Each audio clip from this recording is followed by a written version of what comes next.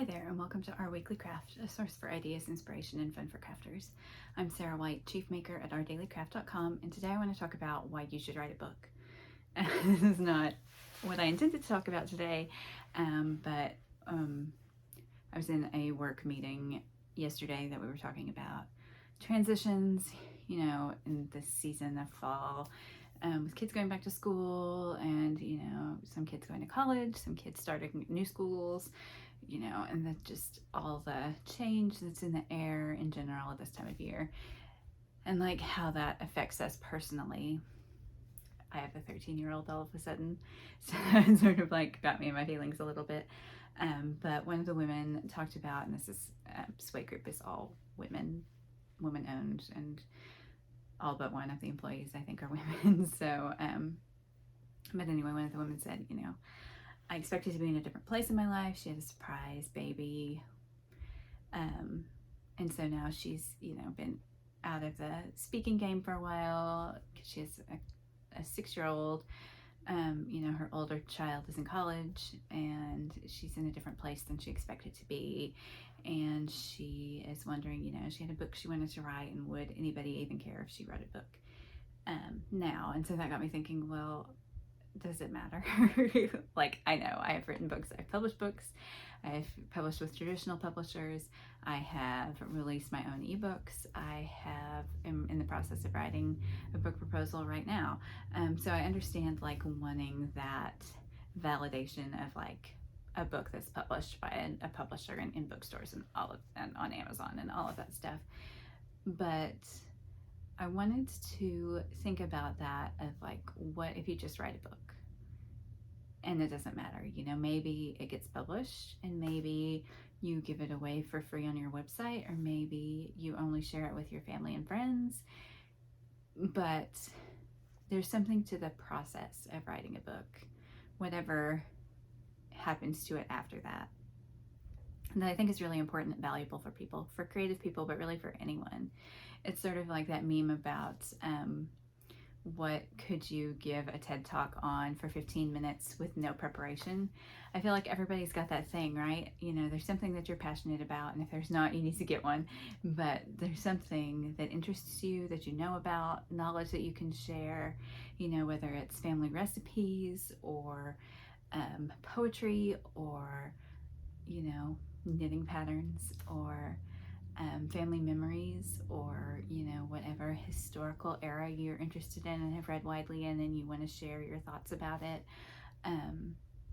Whether it's something related to your work, something related to parenting or taking care of your elderly parents, or whatever. Like, everybody's got knowledge to share, and even if you don't share it, I feel like the process of writing, and if you don't feel like a writer, that's okay too, and it could be a book of art, it could be a book of photographs, it could be a book of, finished knit or sewn or needlepoint objects.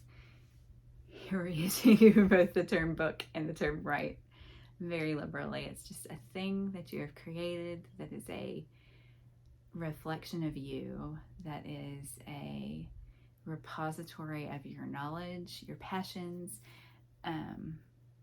what you want to leave the world, basically, right? And that seems like that's something everybody should do, right? You should have something that you want to leave, even if it's just your family who reads it, and that is valuable, that even if it's never published, and some of these things, maybe they could be someday, or could be distributed to a wider audience in some way, whether it's as an ebook or, an Instagram page where you are sharing photos that are then collected into a book or whatever. But I feel like going through that process of like, what would be that thing, your TED Talk thing or your book thing, and how would you go about sharing it? Because maybe it's not a book to you, maybe it's a website or a collection of items. It's your own museum kind of thing, like you curate something, and maybe it's just like the presentation, and it could be a video, right? It could be like an actual TED Talk style thing, I feel like, thinking about what would that be, how would I do it, and then actually doing that thing is like really valuable for people.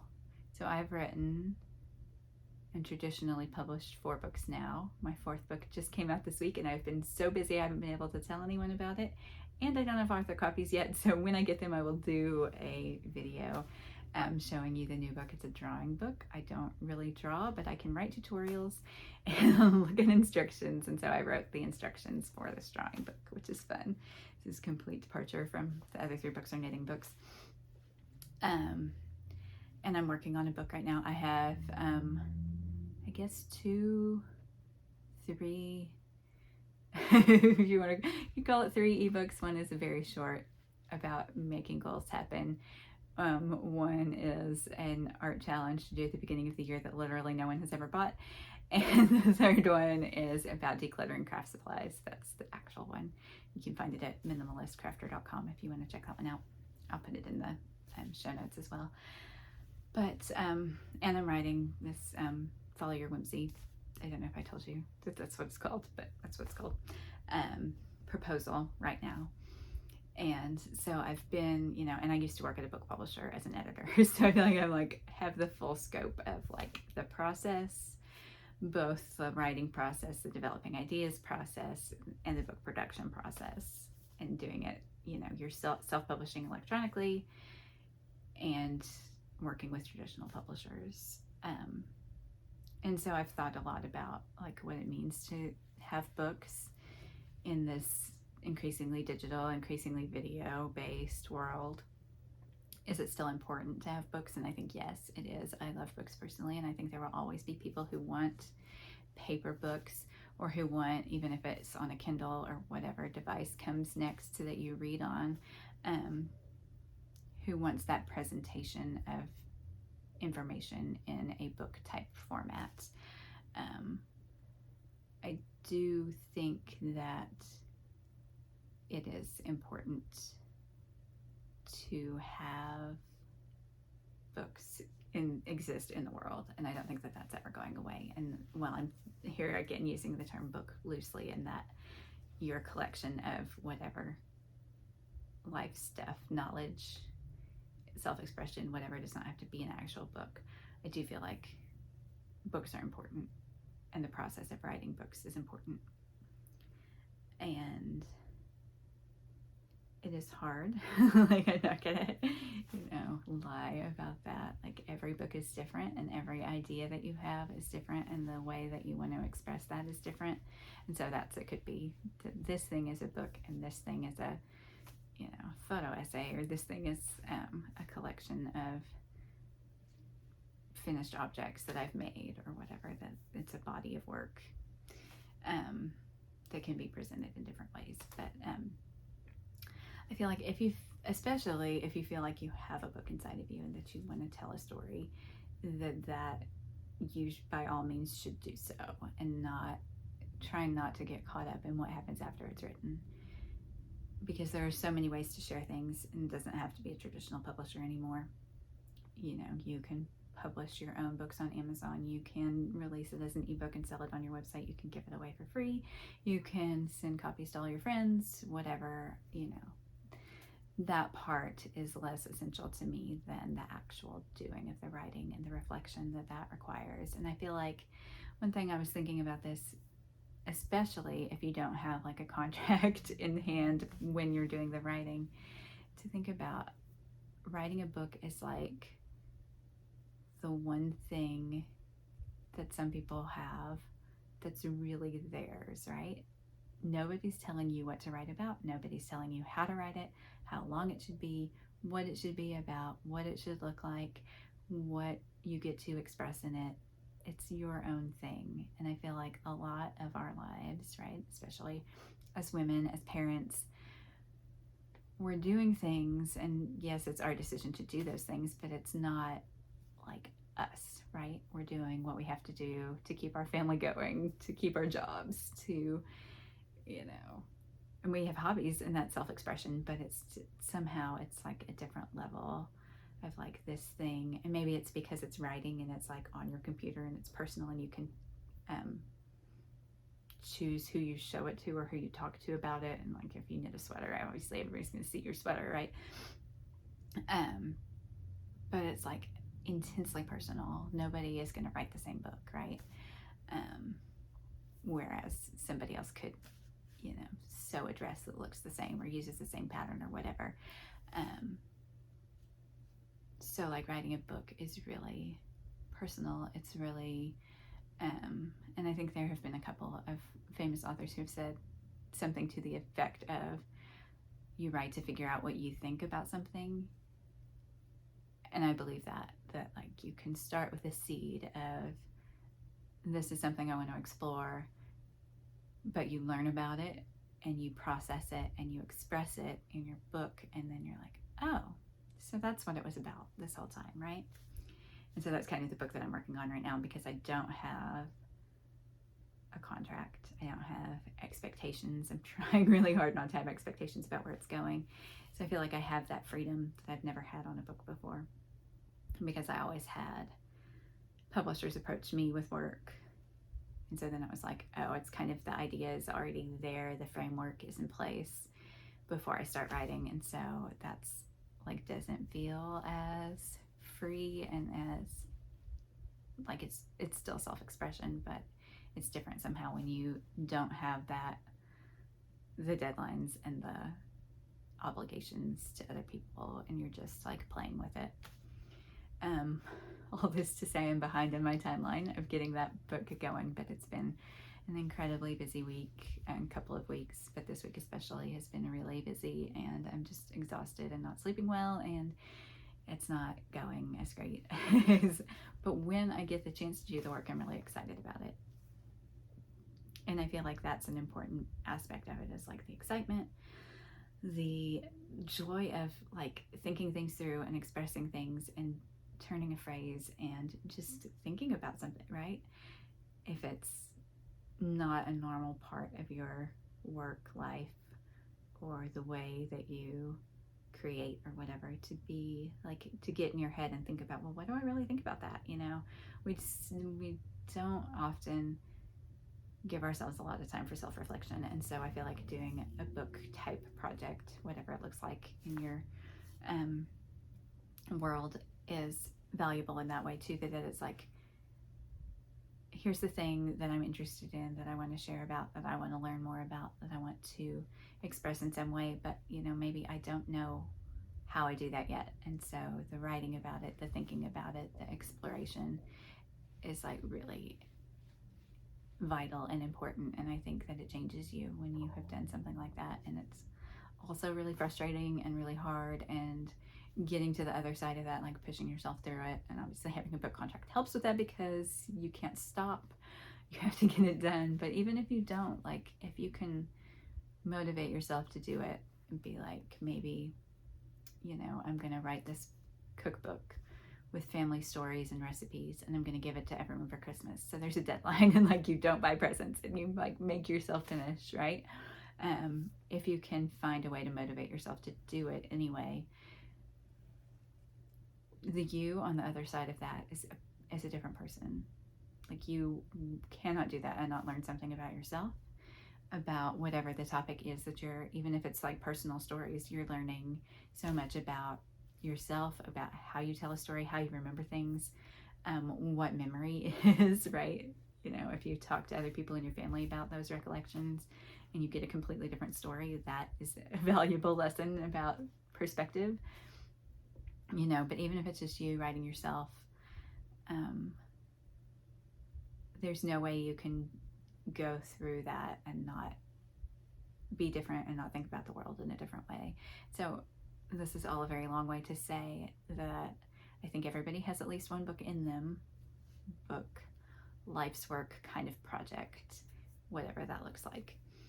And that you should really take the time to figure out what that is, figure out how you could present it, how you could work on it, how you could do it and make it a real thing, and then do it. Because I would hope that future generations in our families and beyond would be interested in our perspectives and just that we leave this thing behind. And I think that that's like a really beautiful thing to think about, having a life's work project that lives on beyond you, that's an expression of, what you were thinking and feeling in your life, right?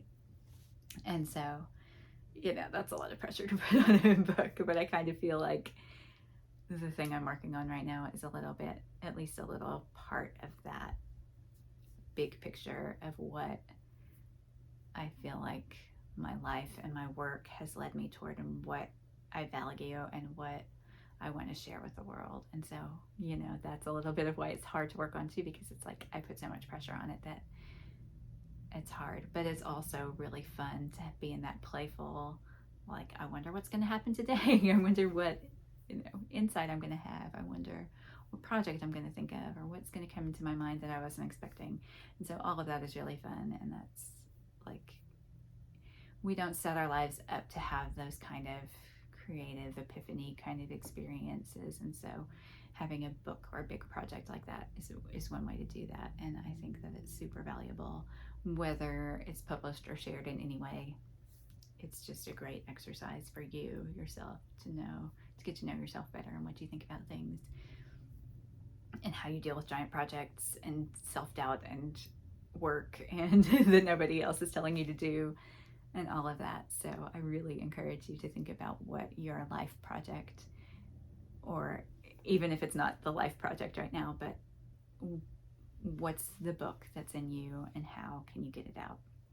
So that's the sermon for this week, is just to think about, what would you want to write a book about, or what kind of big project is available in your life, and how could you make steps to start working on that, or trying to express that, even if you don't share it with anyone else or alert a book publisher. So if you have a life project like that, or something that this has sparked an idea for you, I would love to hear about it, because I'm all about supporting artists and creative work. And yeah, that's my life's work, I feel like, is that. So I would love to know what you're doing. And if you have questions about any of that process, I would love to answer them as well. And I probably, as I'm working on this project and hopefully getting it published, will probably do more videos about that as well. I don't feel like I have anything to report on the making front. I was going to show you, I have it right in front of me, but I can't get to it from the camera. I was going to show you my sweater project that I was talking about last time, where I was re-knitting the top of a sweater, and then I was going to take the sweater apart and graft it back together. And it looks amazing. I'm super proud of it. Like, it came out exactly the way it was supposed to, except I counted the number of stitches on the top part. I did not count the number of stitches on the bottom part, and they're not the same by like a lot. And so I got almost halfway done, and there's faux seams on the sides, and I got to where I could see the second seam, and I was like, that's not remotely the same number of stitches, and it's off by like 10. So I need to take out the whole, almost half a sweater's worth of seam that I've put in there, count the stitches. I mean, makes sense, right? Should have done. And, do probably another round or two on the bodice part to get my stitch counts even, and then graft it again. But at least I have proof of concept now, right? Like, I know that it worked. It's going to work when I get the number of stitches correct. So that's a big win. But it's just like, I spent hours last weekend taking things apart and starting to put them back together, and I'm just unmotivated to like do the next part where I have to rip all that out and fix it. And yeah, I'm watching, I think that I said this last week too, maybe, that I was watching Chef's Table Pizza season. I have one episode left of it. It is like full of cautionary tales about the obsession with things. Sometimes it turns out really great, and sometimes it's terrible and you lose your family. So like, beware of, guard your heart when you're watching that if you're a creative person, because I mean, it's good advice to like be wary of getting too deep into something. But sometimes it's good and sometimes it's bad. So that's sort of what that season feels like. And some of the most beautiful pizzas you have ever seen in your life, and it will make you hungry. And that's why I watch it when I work out. I don't know, but I do. Anyway, we're about to finish up Reservation Dogs. We finished What We Do in the Shadows. Yeah, watching all the Lord of the Rings and the Game of Thrones series. That's pretty much what we're doing. So yeah, if you've got recommendations, I'm ready for them because I don't really know what I'm watching next. Oh, possibly League of Their Own. That might be my next thing for myself. And I'm reading The School for Good Mothers. I was influenced by President Obama's summer reading list, and it's hard. It's really yucky, and like, as a mom, it's really hard to read. It's about a school for mothers, so it's like if you get in trouble with CPS or whatever, that instead of immediately taking your kids away or like sending you to jail or whatever, the mothers are taken to this, it's like an old college campus, and they go through, you know, retraining basically, and they have these anthropomorphic robot children that they practice mothering on, and they're, you know, kept away from their actual families and have very limited contact with the outside world. And it's like a year that they're away, and it's really unpleasant. And like shades of Handmaid's Tale, even though it's not that, but it reminds me of that because it's kind of that, you know, dystopian, even though the rest of the book is like current day normal stuff. It's very like, yeah, unpleasant. So anyway, we'll see. The jury's still out on that one, but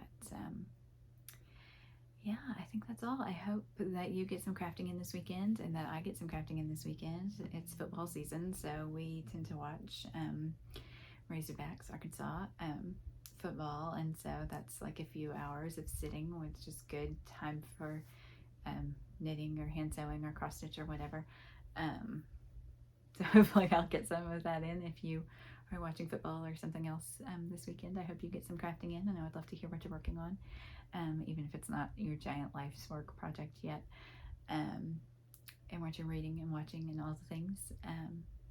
If you have books, I'd love to hear about them too, because, you know, it's important that we support each other as authors and creative people and all of that too. So I hope that you have a great week, a crafty week, and I will see you again soon.